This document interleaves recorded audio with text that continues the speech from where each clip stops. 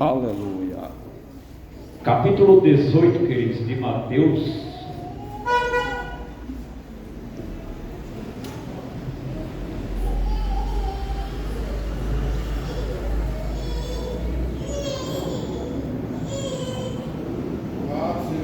Capítulo 18 de Mateus, amados.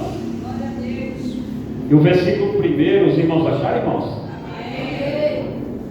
Diz assim: naquela mesma hora, chegaram os discípulos ao pé de Jesus, dizendo: quem é o maior no reino dos céus? E Jesus, chamando uma criança, a pôs no meio deles e disse-lhe: de verdade vos digo, que quem não vos converterdes e não vos fizerdes como uma criança, de modo algum entrarás no reino dos céus. Portanto, aquele que se tornar humilde como esta criança, este é o maior do reino dos céus. Qualquer que receber em meu nome uma criança, tal como esta, a mim me recebe. Mas qualquer que escandalizar um desses pequeninos que crê em mim, melhor lhe fora que se pendurasse ao pescoço um bó de azenha e se subisse às profundezas do mar. Ai do mundo por causa dos escândalos, porque é nisto que venha escândalo. Mas ai daquele homem por quem o escândalo vem. Portanto, se a tua mão ou teu pé escandaliza, corta e atira para longe de ti. Melhor te entrar na vida coxo ou aleijado, do que tendo as duas mãos e os dois pés e seres lançado no fogo eterno. E se o teu olho te escandaliza, arranca-o e atira para longe de ti. Melhor te é entrar na vida com um só olho, do que tendo os dois olhos seres lançados no fogo do inferno. Vedes, não desprezei algum destes pequeninos, porque eu vos digo que aos seus anjos do céu sempre veem a face de meu Pai que está nos céus. Portanto, o Filho do Homem veio salvar o que se havia perdido. Amém? Amém. Glória a Deus, queridos. Meus queridos, poder sentar, amados. Meus queridos e meus amados irmãos, nós acabamos de ver aqui, queridos, em Mateus no capítulo 18, um texto da qual Jesus vai respondendo uma pergunta dos discípulos e depois ele vai apertando o ciclo. Meus queridos, hoje é culto de ceia. Aleluia a Deus. 1 Coríntios, o texto que a gente lê, toda vez, toda igreja, onde tiver culto de ceia nesse momento, algumas faz terceiro sábado, outras faz toda semana, outras faz de ano em ano, umas é de manhã, outras é à tarde, e assim sucessivamente. Onde for tiver o culto de ceia, ele é lido 1 Coríntios capítulo 11. E o que é o culto de ceia, queridos? O culto de ceia é quando Paulo ele começa a organizar a igreja de Corinto, que é um povo, queridos, que veio do paganismo, é um povo que veio da idolatria, é um povo que veio, queridos, da adoração a deuses, aonde tinha templos que sacerdotisas eram prostitutas. Meus queridos, e o apóstolo Paulo começa a discorrer, e na festa, que era a festa ágape, que era a festa do amor que tinha na igreja de Coríntios, havia, queridos, muitas coisas naquela igreja. A primeira carta, o apóstolo Paulo vai só organizando, vai falando acerca da divisão que tinha na igreja, vai falando acerca dos pecados que tinha dentro da igreja. Vai falando, queridos, vai trabalhando muitas coisas, das dissensões, da disputa, das discórdias, da inveja que tinha dentro da igreja. Vai trabalhando várias coisas. Já na segunda carta, ele defende a autoridade dele apostólica. E meus amados e meus queridos irmãos, a festa ágape, ou a festa do amor, se você pegar o livro de Judas, é antes de Apocalipse. No versículo 12, ele fala dessa festa, não da festa em si, da igreja de Corinto, mas da festa da caridade. Porque a festa da caridade, amados, era o quê? A festa da caridade, você levava, era como se fosse um come e bebe hoje. Um levava um prato, outro levava outro. Só, amados, que a gente sabe que essa festa, quando a gente faz essas coisas, sempre tem alguém que está desprovido. Sempre tem alguém que não tem o dinheiro, ou não leva um prato. Aí, queridos, o que acontecia na igreja de Corinto era que o povo fazia o quê? O povo fazia essa festa, os ricos levavam os seus pratos, né, para a festa, e quando era na hora da distribuição, se os queridos irmãos pegar o livro de Atos dos Apóstolos, no capítulo 2, existia essa comunhão. E essa comunhão, amados, que eles tinham, sumiu-se no tempo. Eles faziam, era no partir do pão, era na comunhão. A Bíblia diz, amados, que em nenhuma alma havia falta alguma, porque tinha a divisão certa, até no dinheiro, queridos. Quando vinha os fazendeiros, quando vinha as pessoas ricas, depositavam tudo aos pés dos apóstolos. Ninguém dizia que o que tinha era seu, era tudo em comum. Era tudo em comum, queridos.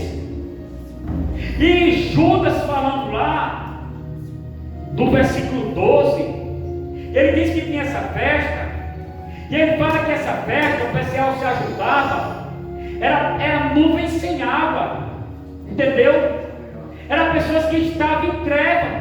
E na igreja de Corinto, queridos, acontecia isso.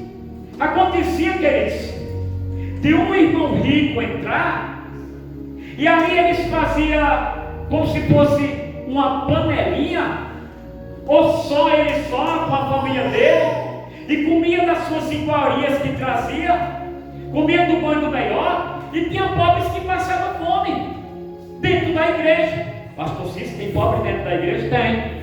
Eu sou um. Tem pobre, mas não só tem rico na igreja, não. 2 Coríntios, capítulo 9 e capítulo 8, eles tiravam uma oferta para dar para a igreja pobre de Jerusalém. Isso seria um escândalo tão grande para os dias de hoje. Como que pode uma igreja em Jerusalém ser pobre? Em Jerusalém, aonde o Cristo foi crucificado. Aí tinha essa divisão. E Paulo foi repreendendo esse povo.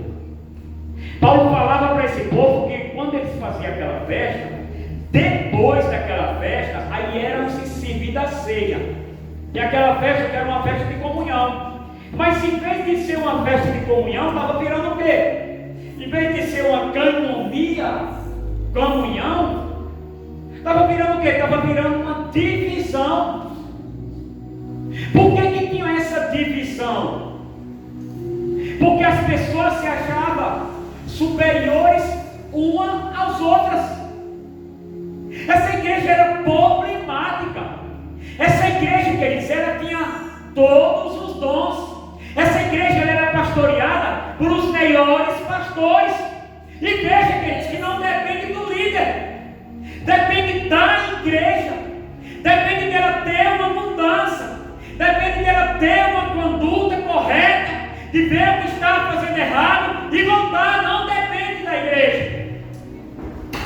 E o camarada da igreja, na terceira carta de João, é um nome bem difícil, eu não vou lembrar agora, é Teodeste, é um nome assim. Mas ele não aceitava nenhuma pessoa de fora lá da igreja lá, a ponto de um apóstolo João, eu não estou falando do pastor Cícero não, eu não estou falando do pastor Luiz não, eu estou falando do apóstolo João, o apóstolo que reclinava ao peito do Senhor Jesus. Eu estou falando do apóstolo João, queridos, que viu o próprio Jesus fazer milagres, fazer maravilhas, ser crucificado, morrer, ser ressuscitado, queridos, a ponto desse homem, com a soberba dele, não querer nem o apóstolo João dentro da igreja. Aleluia a Deus. A Bíblia diz que a soberba, capítulo 16 de Provérbios, a soberba precede a queda.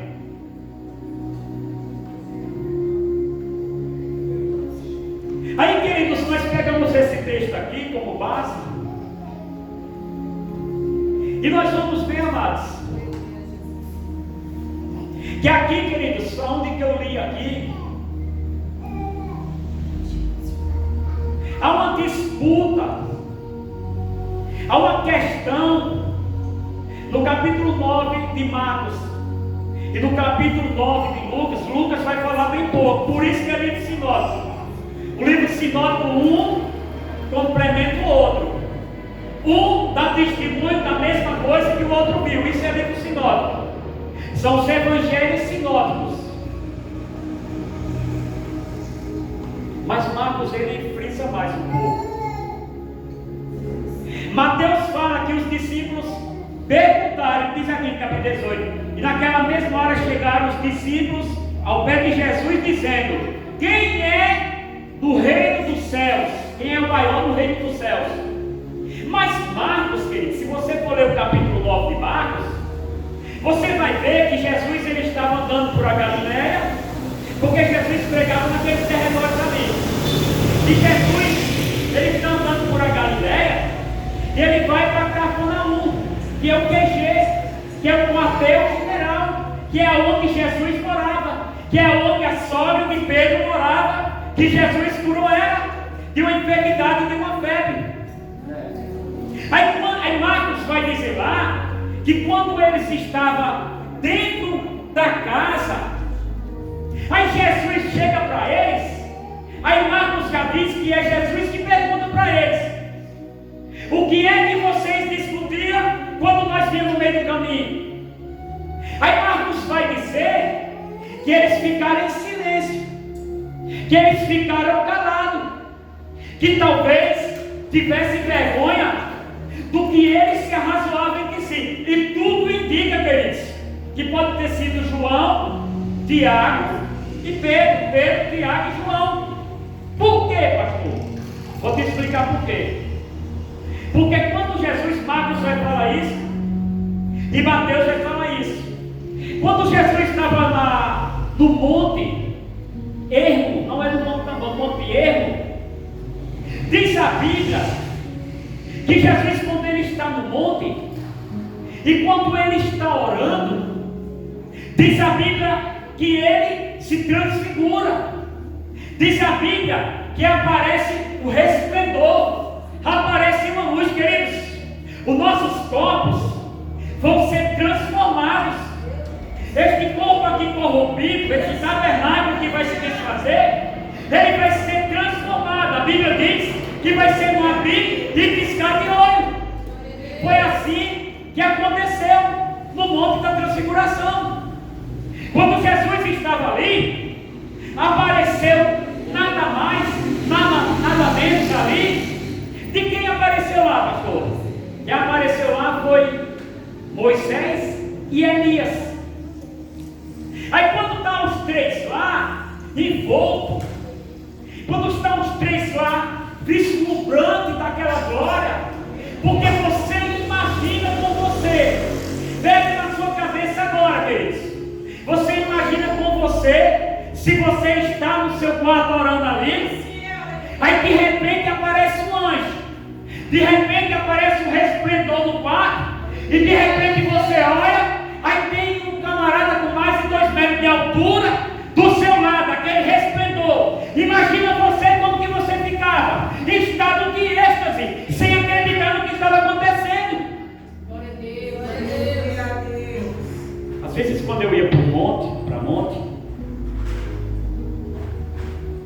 e a gente via uns galhos que era resplandecente igual essas lâmpadas assim, ó. Resplandecente igual essas lâmpadas assim. Aí tinha pessoa que queria ver tanto que não via. Aí o pessoal falava que era incrédulo, né? Aí, queridos, você imagina, só que eu não ia para isso. Tem pessoas que vai para monte na sonhada, né? Não vou para monte para ver braça, para ver. Queridos, eu já teve vezes que ia para monte já, quando eu morava com o pastor em Santo André, na casa dele. E tinha vezes que a gente não conseguia nem se ajoelhar para orar, de tanta opressão demônica naquele lugar. E tem muitas coisas, eu não vou contar aqui o que eu vi tudo.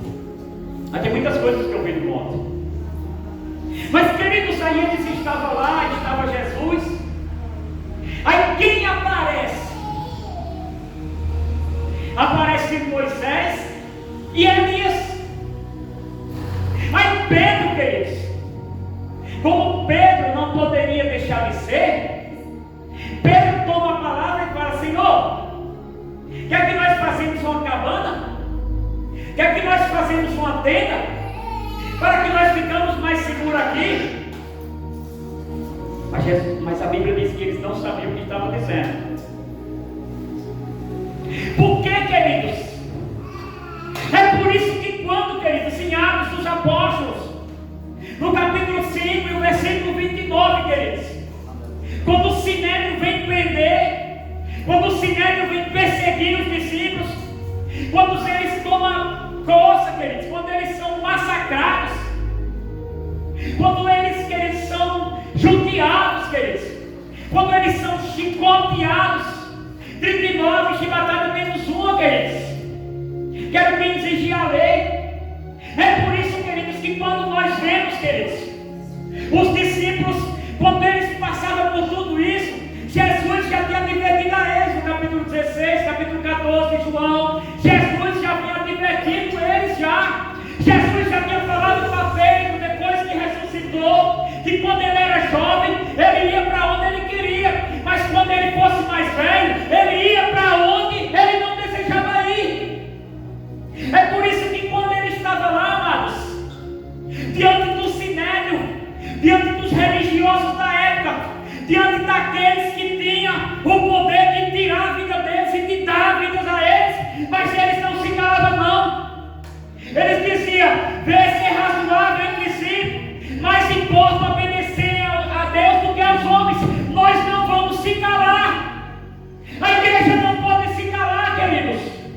Podem formar lei, podem formar projetos no Congresso, podem querer calar, queridos, a Bíblia, mas a Bíblia não vai se calar. A denúncia do pecado não vai se calar. Pecado é pecado, queridos. Deus não fez Adão e Ivo, Deus fez Adão e Eva, Deus fez macho e fêmea. Quer processar, processe, quer prender, prenda, mas nós não vamos, queridos, como Lutero, quando ele foi chamado a negar as 95 teses que ele colocou na porta da Igreja Católica, ele disse: eu não posso ir de contra a minha consciência, mas importa obedecer a Deus do que aos homens. Aí os discípulos estão vislumbrados aqui com essa glória. Aparece Moisés, Moisés representa a lei. Aparece Elias, Elias representa os profetas. Aí, queridos, nós vemos, amados, que eles estão lá. Nós vemos que eles estão direto de Jesus, de Elias e de Moisés. Elias, ele foi levado, capítulo 2 de 2 Reis, capítulo 2 de 2 Reis, Ele foi levado uma carruagem de fogo. Elias foi transladado como Enoque. Enoque sumiu. Enoque andava com Deus. Sumiu. Porque andava com Deus. Diante de uma geração perversa. Elias, o homem que denunciou o pecado. E profeta tem essa obrigação de denunciar o pecado. Aí Elias foi transladado, foi levado, foi arrebatado do céu. Mas se você for ver no último capítulo, ou no penúltimo capítulo de Deuteronômio, Moisés, a Bíblia diz: Moisés, meu servo, é morto. Moisés subiu para o monte, Deus mostrou para ele todas as glórias e disse: você não vai entrar, porque Deus tinha algo maior, queridos. Deus tinha algo melhor para ele. E quem não queria? Ele quer ir para o céu, mas não quer morrer, né, queridos? Mas você já prestou atenção que a gente vai como ser humano, nós vamos lutando, dá com a cabeça como uma bipirona, dá com problema no coração, faz uma cirurgia, dá com problema na cabeça, faz uma coisa, dá com problema nas pernas, é curado. Nós vamos lutando, mas uma hora chega. Aleluia a Deus. Uma hora volta e fala, amigo. Mas não é a morte, queridos, é quando Deus. É quando Deus diz, da qual, usou 9,16 de Hebreus, quando Deus diz, das qual o mundo não era digno desses homens. Glória a Deus. Elias representa os santos que vão descer com Jesus, e Moisés representa os mortos que vão ressuscitar no advento da segunda vinda de Cristo. Aí, meus queridos, e agora Jesus chega no capítulo 17, começa a discorrer. Por que 3 pessoas, pastor? Porque Pedro, Tiago e João. Pedro teve uma experiência extraordinária. Quando Jesus chega para ele no capítulo 16 e diz: Pedro, tu és pedra, petrisco, pequenos petriscos. Sobre esta pedra eu edificarei a minha igreja, e as portas do inferno não vão prevalecer contra a minha igreja. Aí, queridos, quando ele tem aquela revelação, quando ele fala: quem dizem os homens quem eu sou? Quem é Jesus para mim? Quem é Jesus para você? Quem dizem os homens que eu sou? Uns dizem que é Elias, outros dizem que é um dos profetas, outros dizem que é Jeremias. E vocês, quem dizeis que eu sou? Aí Deus teve misericórdia ali, porque Deus deu uma revelação para Pedro. Aí Pedro diz: Senhor, tu és o Cristo, o Filho do Deus vivo. Aquilo ali, queridos, Jesus falou para ele: Pedro, não foi a carne nem o sangue que te revelou, mas foi meu Pai que está no céu. Aí Jesus, quando começa a contar da sua paixão, de como ia morrer, aí os discípulos pegam, aí Pedro pega e fala para ele: Senhor, tem misericórdia de ti. Senhor, você não pode passar por isso não. 11:14 de 2 Coríntios, diz a Bíblia que o diabo, o Satanás, ele se transfigura em anjo de luz. E diz a Bíblia que quando estava na mesa, quando eles estavam na mesa ali, no partir do pão, diz a Bíblia que Satanás entrou no coração de Judas. Aí, queridos, quando Pedro dá aquela grande revelação: tu és Cristo, Filho do Deus vivo. Aí quando começa a dizer: Senhor, tem misericórdia de ti, de maneira nenhuma isso vai acontecer. Aí Jesus vai para ele e fala: para trás de mim, Satanás. Naquela hora, queridos, era o Satanás, uma ação demônica que invadiu Pedro e tomou a mente dele.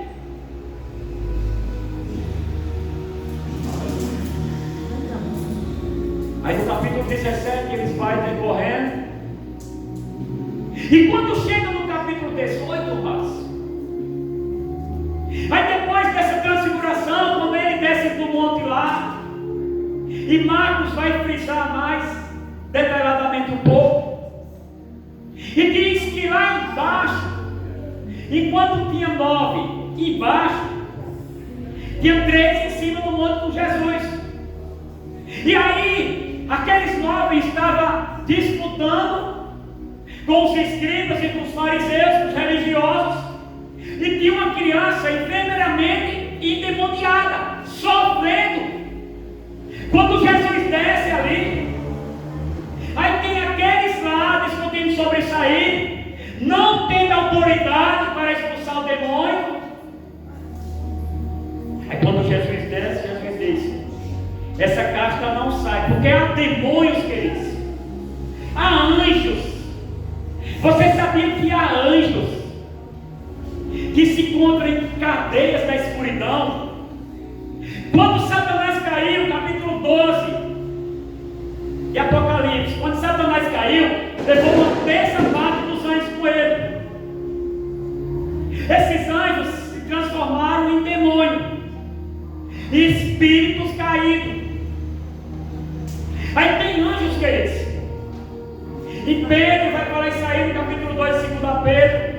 E Judas vai falar que tem anjos que estão em cadeias de escuridão. Aí, queridos, eles começam a assoar no meio do caminho, perguntando quem é o maior. Quem é o maior? Talvez, é por isso que eu falei no começo, talvez fossem os 3, Pedro, Tiago e João. Por quê? Porque Jesus, quando eles desceram do monte da transfiguração, Jesus falou: não conte a ninguém a visão. Eu te pergunto, mas quando a gente tem uma coisa grandiosa assim, por exemplo, eu vou dar um exemplo. Quando você está na empresa, que o encarregado seu ou o inspetor seu chega para você e fala assim: ó, eu vou te dar uma promoção, mas você não conta para ninguém. Aí sabe aquela pessoa que ela vira um chaveiro do chefe, o chaveiro do dono da empresa? Aí ela fica como? Você acha que ela fica do mesmo jeito?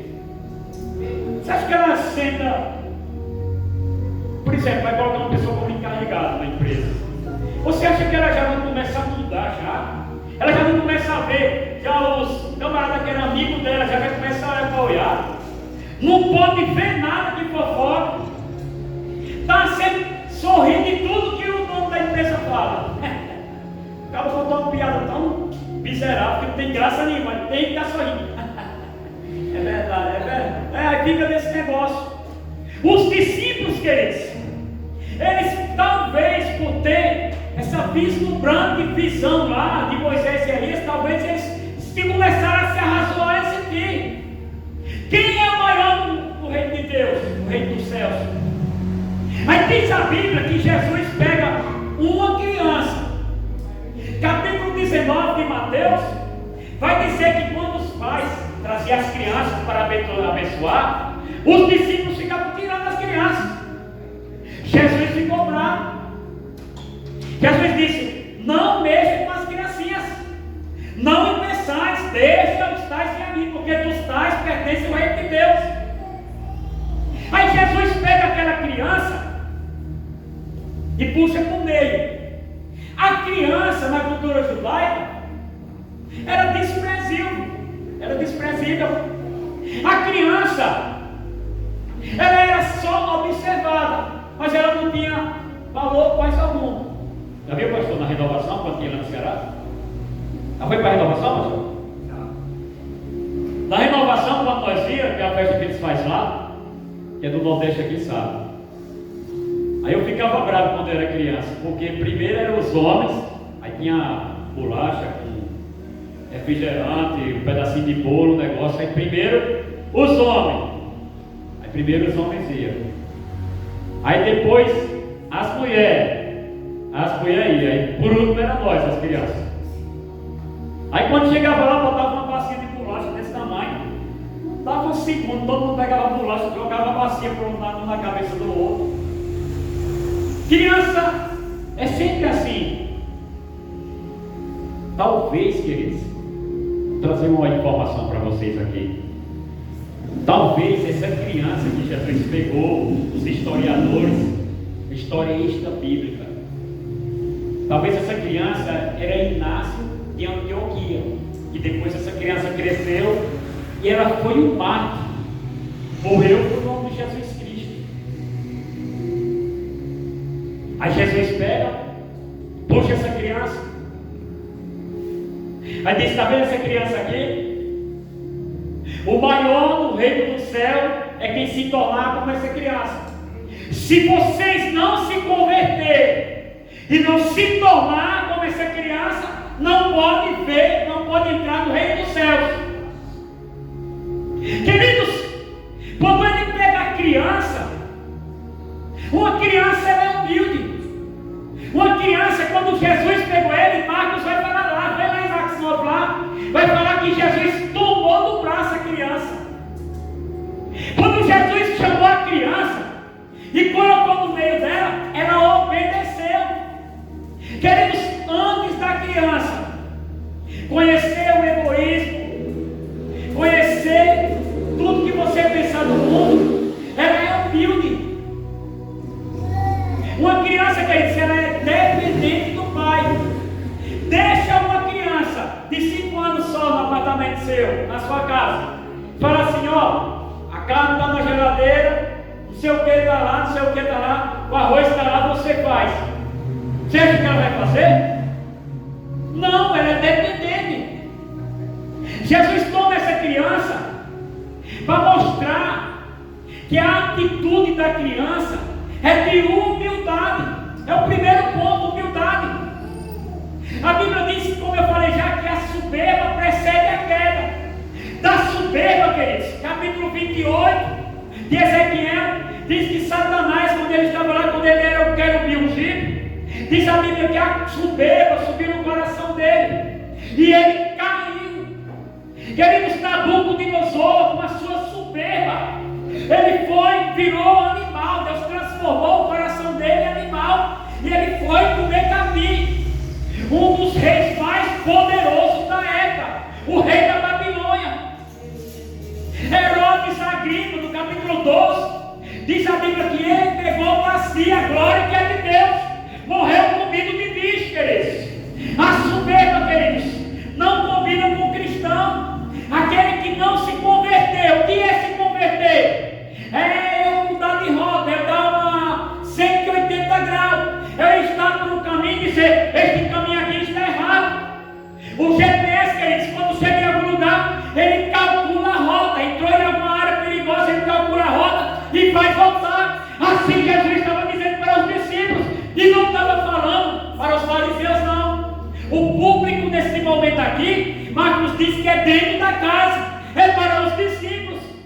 Se não se converter, até os discípulos precisam se converter. Porque a mãe de Tiago e João chegou para Jesus perguntando: deixa que meu filho assenta à direita e outro assenta à esquerda.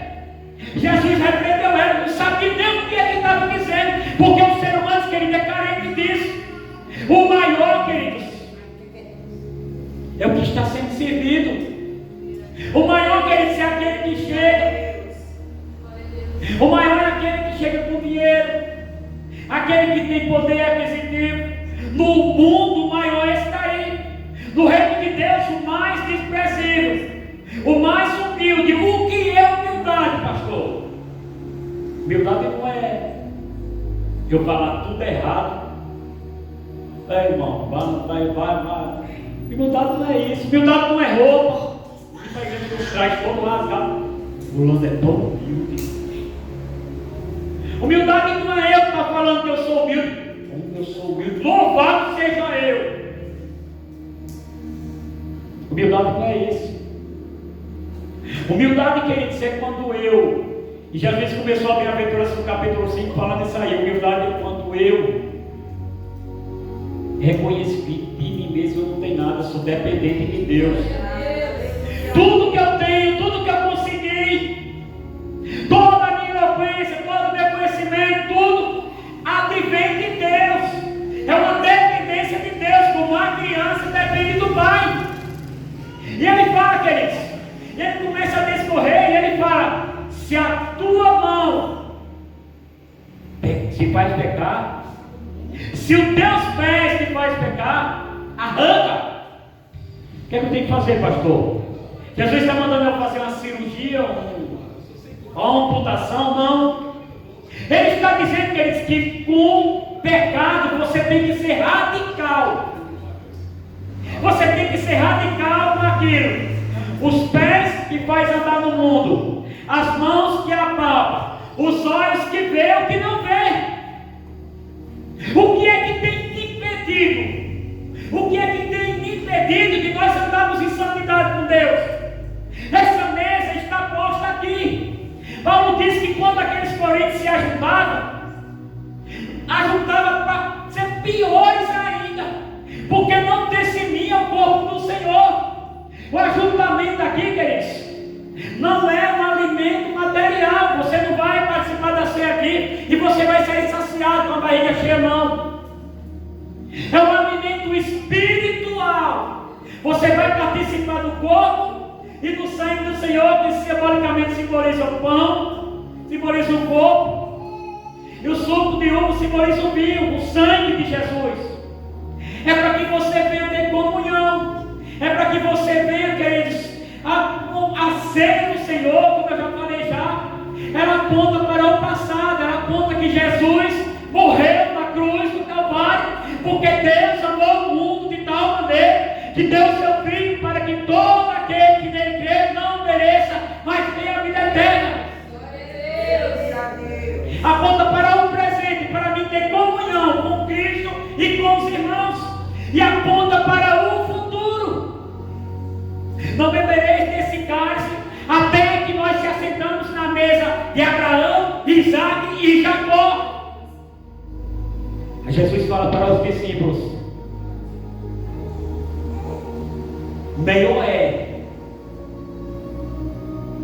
entrar coxo ou aleijado na vida eterna do que ir com os dois pés para o inferno. Melhor entrar só com o olho só do que com os dois olhos e para o inferno. É momento, queridos, que nós fazemos uma reflexão das nossas vidas. É momento de 13:5 de 2 Coríntios nós olharmos e examinarmos a nós mesmos. Não é examinar a vida do outro, não.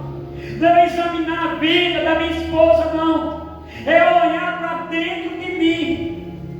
É olhar para dentro de mim e saber que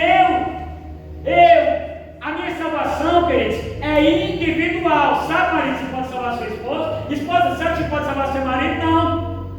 Eu olho para dentro de mim, examinar a mim mesmo, para ver se eu já tenho sido reprovado já. Paulo falou para os coríntios. E ele diz que os escândalos vêm. E ai do mundo por causa dos escândalos. É nisto que acontece. Tudo que está acontecendo aí fora, tudo que está acontecendo aí no meio evangélico, queridos, é nisto que aconteça. Mas sabe de quem? Aí ele fala assim, a Jesus fala: e aqueles que escandalizar um desses pequeninos. Aí Jesus falando dos pequeninos, queridos, não é só as crianças, não. É aqueles que aceitaram Jesus agora. É aqueles que são neófitos na fé. É aqueles que são novos convertidos. É aqueles que são mais desprovidos na igreja. É aqueles que são mais desprevistos na igreja, queridos. É aquele que a igreja não vê. Jesus diz: ai de quem escandalizar um desses pequeninos. É levar na cola e se jogar no mar. Glória a Deus. Jesus fez categórico, queridos, e dizer para os discípulos. Jesus tocou na ferida, porque as crianças eram desprezíveis, desprezadas. Jesus colocou no meio. Aí você imagina ser discípulo de Cristo. E muitas das vezes, queridos, o discurso vai ser duro. Capítulo 6 de João, muitos abandonaram a Jesus. Muitas das vezes o discípulo, Jesus vai pedir alguma coisa para ele. Vai à rua chamada direita, capítulo 9 de Atos. Muitas das vezes, queridos, o discípulo vai chorar amargamente como Pedro chorou. Muitas das vezes, queridos, o discípulo vai até negar Jesus, mas se ele tiver um arrependimento sincero, não um remorso, uma conversão. Pedro, mas tu, quando te converteres, dará testemunho. Jesus sempre está pronto a regenerar a alma. Amém? Deus abençoe os irmãos.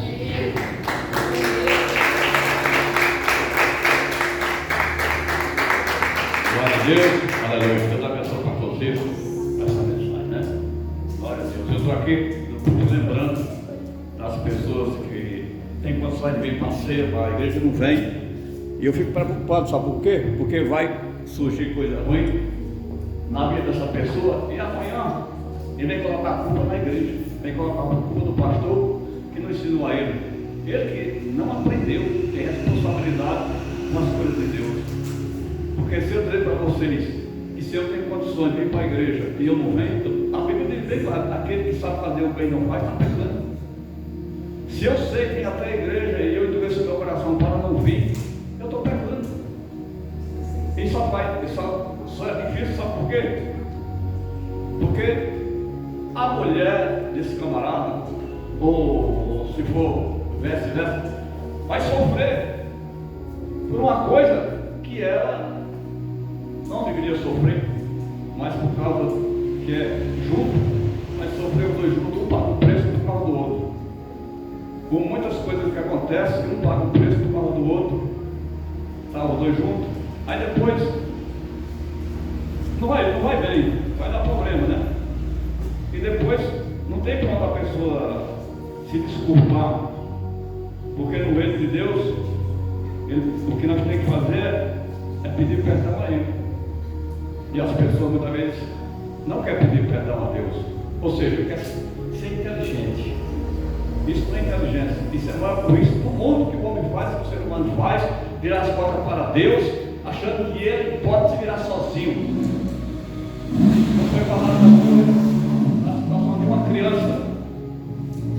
A criança depende do pai, como a filha do Mailton, a filha do Mateus, o filho do Mateus, é dependente do pai.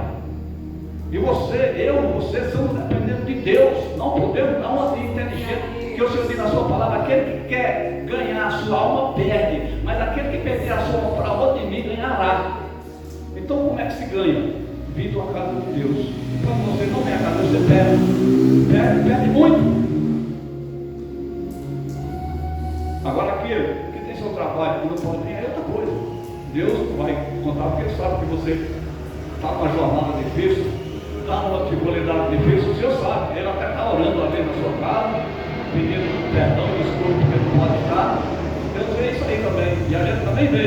Mas eu estou falando no sentido de pessoas que enganam o pastor, enganam a igreja e acham que está enganando Deus. Não, quando a pessoa faz isso, ele está enganando Deus, não nós. Nós não somos enganados. A pessoa pode até enganar o outro, ele é que é enganado, ele é que se dá mal. Amém? Então, que Deus abençoe. Vamos entrar no texto da Santa Ceia, no 1 Coríntios, capítulo 11, 17 e diante, para nós ler aqui essa passagem, para nós entrar na celebração da ceia, e assim o milagre vai ser grande, em nome de Jesus Cristo, né?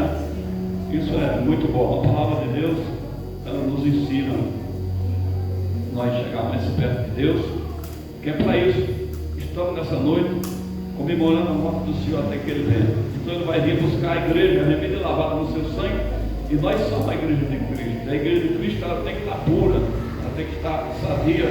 Então Deus abençoe os irmãos, vamos ter fé em Deus, vamos confiar no Senhor, porque é grande a vitória daqueles que confiam no Senhor. Todos que confiam no Senhor vai ser abençoado. E você, nós que estamos vendo o nosso irmão desmaiar na fé, você tem autoridade de dar um conselho a ele, de ajudar ele, porque a ovelha, quem gera ovelha é ovelha. Você está vendo o seu irmão que precisa de uma palavra, dê essa palavra para ele com toda a convicção da fé que Deus vai te honrar, te abençoar em nome de Jesus Cristo. Amém? Está aqui, 1 Coríntios 17, 11 e 17 fala assim: nisto, porém, que vos dizeis, não vos louvo, porquanto vos ajuntai, não é para melhor, senão para pior. Porque antes de tudo, ouça, que quando vos ajuntai em um lugar, na igreja, há decisões. Vós, decisões. Em parte, creio, até importa que haja entre vós heresia, para que o que sou sincero se manifeste entre vós. É só que quando vos ajuntai em um lugar, não é para comer a ceia do Senhor, porque comendo, cada um toma separadamente a sua própria ceia, e assim os tem fome e outros se embriagam-se. Não tende, porventura, casa para comer, para beber, ou despreza a igreja de Deus, envergonhando os que nada têm. Que vos direi, louvo, nisso não vos louvo, porque recebi do Senhor, que também vos ensinei, que o Senhor Jesus, na noite que foi traído, tomou o pão, e tendo largado, disse: parti, tomai e comei, isto é meu corpo, que é partido por vós, fazei isso em memória de mim. Semelhantemente também depois desse tomou o cálice, né? Este é o cálice, é o Novo Testamento do meu sangue. Fazeis toda vez que beber em memória de mim, porque todas as vezes comer esse pão, beber esse cálice, anuncia a mão do Senhor até que venha. Portanto, qualquer que comer este pão ou beber esse cálice do seu ligamento será culpado do corpo e do sangue do Senhor. Examine, pois, o homem a si mesmo, e coma deste pão e beba deste cálice, porque come e bebe indignamente, come e bebe para a sua própria condenação, não discernindo o corpo do Senhor. Por causa disso, há entre muitos fracos, doentes, muitos que dormem, porque se nós julgamos a nós mesmos, não seremos julgados, mas quando somos julgados, somos repreendidos pelo Senhor para não sermos condenados como portanto, meus irmãos, quando ir ajuntai para comer, esperar pelos outros, mas se algum tiver fome, obrigado, para que vos não ajunteis para as condenações, quanto mais coisas vou ter convosco. Amém? Glória a Deus, aleluia. Então, vamos passar a sentar no nome do nosso Senhor e Salvador. Então, um culto especial, culto de Santa Ceia. Não vou falar muito, porque já foi falado sobre isso. Vou falar da nossa parte aqui. Olha que maravilha. No 33 fala assim: mas quando somos julgados, somos repreendidos pelo Senhor para não sermos condenados com o mundo. Está vendo? Quando o Senhor nos chama a atenção e nos repreende, é porque Ele não quer você ser condenado com o mundo, porque o mundo já está condenado. E Ele está tentando te orientar. Ele está dizendo para você nessa noite: quando eu chamo a tua atenção na palavra, quando eu uso uma pessoa para chamar você na palavra com dureza para falar com você, é porque eu te amo. É porque eu não quero que você seja condenado com o mundo, porque o mundo já está condenado. Mas Jesus, todas as palavras de Jesus, não é para afastar nós dele, mas sim para trazer nós para perto dele. Aqui, o que acontecia não era isso. O que acontecia é que as pessoas estavam se afastando para longe do Senhor. Porque onde que tem briga, que tem confusão, não é ajuntamento para perto de Deus.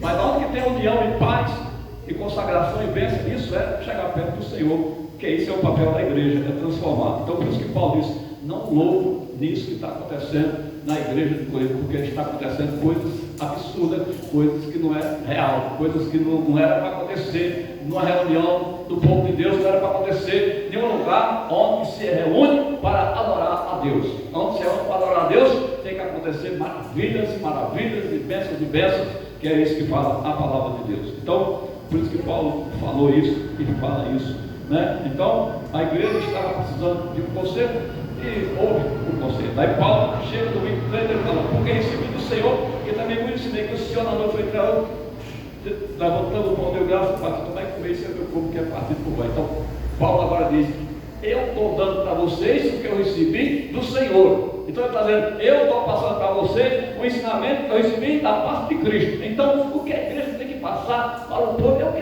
nós recebemos de Deus. Eu não posso passar nada para você de mim, eu não posso passar nada para você de outra pessoa, e nem de terceiro e nem de quarto, mas eu tenho que passar aquilo que recebemos de Jesus, para que nós possamos sair daqui fortalecidos, sair daqui forte, confiante no Senhor. Porque as minhas palavras, os meus pensamentos, as minhas decisões não é nada diante da palavra de Deus e do poder de Deus. Por isso que quando falamos segundo a palavra de Deus, segundo os mandamentos do Senhor, porque o que passar disso é de procedência incorreta, é procedência maligna, né? Mas aí, por aí o que acontece no meu evangelho, né? As pessoas dizem, até, nossa igreja é uma igreja diferenciada, irmão. Nossa igreja é uma igreja que ensina a verdade, a palavra de Deus, e aqui nós não se preocupamos com dinheiro, muitas igrejas se preocupam. Você vê que lá toda igreja, você pode fazer o teste, pode ir na igreja que você vai encontrar cheio de envelopes, campanha que tem que pagar para o pregador pregar, tem que pagar não sei para quem fazer não sei o quê. Eu estou falando isso porque isso é o dia de falar, para nós saber onde nós estamos e nós valorizar mais o lugar que nós estamos, é unidos, para que nós não venhamos afastar, mas nós aplaudir ao Senhor Jesus Cristo, porque Ele preparou esse lugar puro, um lugar que não é contaminado com um negócio de dinheiro, porque o dinheiro é você que tem que trazer automaticamente. Se você está com vontade de abençoar a igreja, abençoe. Se você está com vontade de dar o dízimo, dê o dízimo, mas ninguém vai forçar você ou dizer a ponto que tem igreja por aí que diz assim: olha, irmão, se você hoje no dia da ceia, eu vou olhar na sua credencial de membro, eu vou olhar no seu documento de membro, e se você não estiver membrando da igreja conforme tem que ser, você não vai tomar ceia. Se estiver faltando um dízimo no seu, você não vai tomar ceia, porque tem igreja que é assim. Se você não der o dízimo na igreja, se estiver constando que você não deu o dízimo, você vai ficar sem a Santa Ceia, como se fosse vendida a Santa Ceia. Então, tem muitas igrejas que trabalham dessa forma. É um modelo errado, fora da palavra de Deus, é um modelo que não faz parte do reino de Deus, porque Jesus não vai vender a ceia dele. Jesus quer abençoar nós.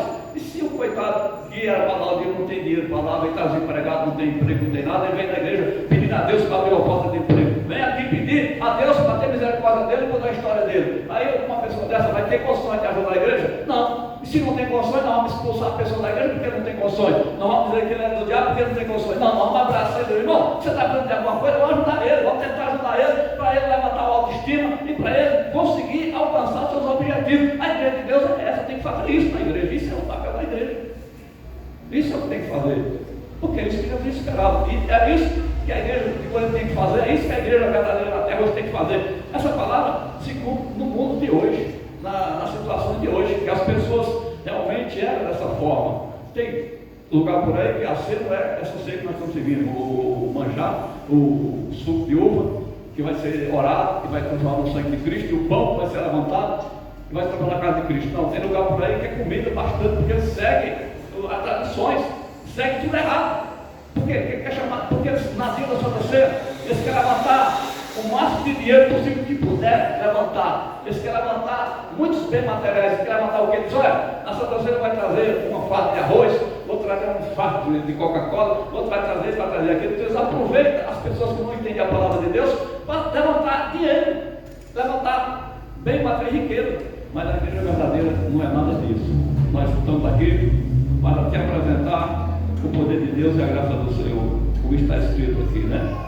Porque recebi do Senhor que também me ensinei que o Senhor da noite foi traído, tendo de graça partir, então é comer isso, é meu corpo que é partido. Então o Senhor na noite foi traído, levantou o pão, deu graça, partiu e distribuiu o seu discípulo. E é isso que vamos fazer. Nós também vamos pegar esse pão que está aí, vamos levantar, apresentar o Senhor e vamos repartir, e vai ser distribuído para aquele que é cristão, que vai participar do sangue do corpo de Cristo. Eu quero falar para o irmão, todos que aqui estão, se tiver o valorado em comunhão, pode tomar a Santa Ceia, não importa que seja de outra igreja, o importante é que você está aqui, se você quiser tomar, pode tomar, não tem problema nenhum, né? Nós não faz acepção de pessoa, que o reino de Deus está espalhado no mundo inteiro. Você que é um crente, um cristão, pode estar participando conosco, mesmo que não seja do nosso ministério, não tem problema nenhum. Amém?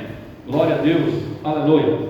Então vamos dar procedimento. Eu vou falar só mais um pouco aqui. No 28 fala assim: examine, pois, o homem a si mesmo, como é deste pão, beba deste cálice. Então é nós, você que tem que examinar você. Examine você, olhe as condições espirituais suas, porque é você que tem que examinar, é você que sabe a sua vida durante o mês todo, durante o que você passou. Então, é isso. Vamos estar orando ao Senhor. Vamos orar nessa noite, para pedir perdão ao Senhor mais uma vez. Vamos orar. Meu Deus e meu Pai Todo-Poderoso, Criador do céu e da terra, nesta noite, Senhor, nós te pedimos que o Senhor venha perdoar as falhas da tua igreja, as falhas do teu povo, Senhor. Venha abençoar este povo através do seu poder e da sua graça, meu Deus, meu Pai. Nós estamos aqui, Senhor, para que o Senhor venha receber os nossos perdões, nossas falhas, nossos pecados. E abençoa, Pai. Receba tudo que já foi falado nessa noite. E agora nós estamos aqui no culto de adoração ao Senhor, comemorando a morte do Senhor até que o Senhor venha, Pai. Então, nesta noite, Pai, poder, Pai de graça, nós te agradecemos por essa oportunidade, no nome do teu filho amado Jesus Cristo, desde já, para todos sempre. Amém. Aí nos 25 fala assim: semelhantemente, depois de ser tomou o cálice, este é o cálice, o Novo Testamento de Deus, para isto toda vez que beber em memória de mim. Então, está aqui, eu não vou mais falar, eu vou parar por aqui, que eu vou descer lá, lavar as mãos. Nosso irmão, vem para cá, pastor João, para vir para cá junto com o pastor Cícero. Vamos, todo mundo. Eu vou lavar as mãos enquanto as irmãs estão lavando o hino 301 no nome de Jesus Cristo. Amém? As irmãs podem lavar o número 301 da glória de enquanto nós vamos lavar nossas mãos.